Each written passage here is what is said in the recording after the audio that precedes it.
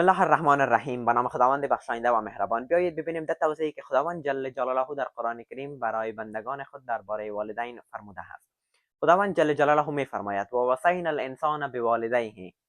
ما راهنمایی را به انسان درباره والدینش داده ایم. بیایید ببینیم این ده توصیه‌ای را که خداوند جل جلاله می‌فرماید چیست. اول، خداوند می‌فرماید: و اغفر لهم جناح ذل. در مقابل والدین خود فروتن باشید، با آنها مغرور نباشید. این یک است. الله می‌فرماید: و قل لهم قولا کریما. در مقابل والدین خود فروتن باشید، با آنها مثل مردم معمولی صحبت نکنید، با مهربانی با آنها سخن بگویید. این دومین توصیه خداوند جل جلاله درباره والدین است. الله می‌فرماید: فلا تقل لهم اوف. با والدین خود با خشم صحبت نکنین. کار نکنین که والدین شما از شما خشمگین شود و از کلمه اوف یا از کلمه بد استفاده خواهند کرد. آنها را عصبانی نکنید. این سومین توصیه خداوند جل جلاله درباره والدین است. چهارم، الله می‌فرماید: قل ما انفقتم من خیر فی الوالدین. بهترین جایی که پول خود را مصرف میتوانید کنین درباره والدین است. پس در مقابل والدین خود بخیل نباشید. پول خود را برای والدین خرج کنید. بهترین صدقه همان چیزی است که برای والدین خرج میکنید. چهارمین توصیه خداوند جل جلاله درباره والدین این است: دعا کردن برای والدین است.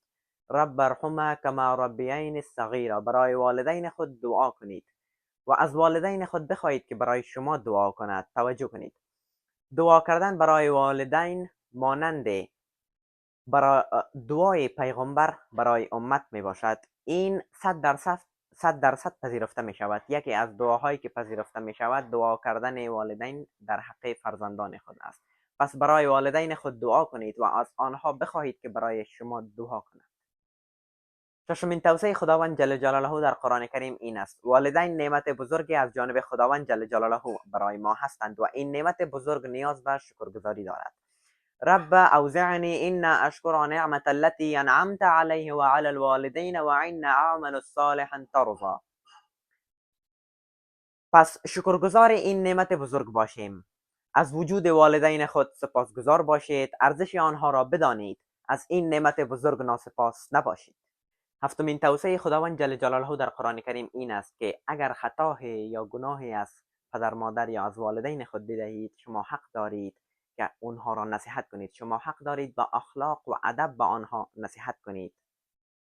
شما حق نصیحت با آنها را دارید. الله می‌فرماید در سوره مریم آیه 14: ابراهیم به پدرش گفت: پدر به من گوش کن، من علم دارم.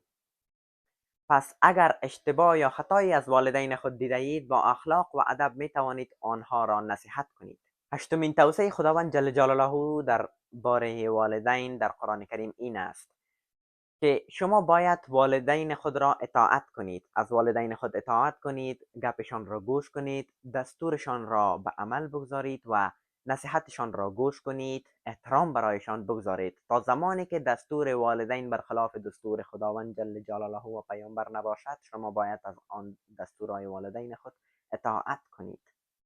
نهمین توصیه خداوند جل جلاله درباره والدین در قرآن کریم این است: و اعبدوا الله ولا تشركوا به شيئا وبالوالدين الاحسان وقضى ربك الا تعبدوا الا اياه وبالوالدين الاحسان. پس بعد از خدا شایسته ترین فرد، نزدیکترین فرد برای یک فرزند والدین هستند. برای یک شخص والدین هستند و یک شخص باید خدمتگزار والدین خود باشد. این نهمین توصیه خداوند جل جلاله در قرآن کریم درباره والدین هست.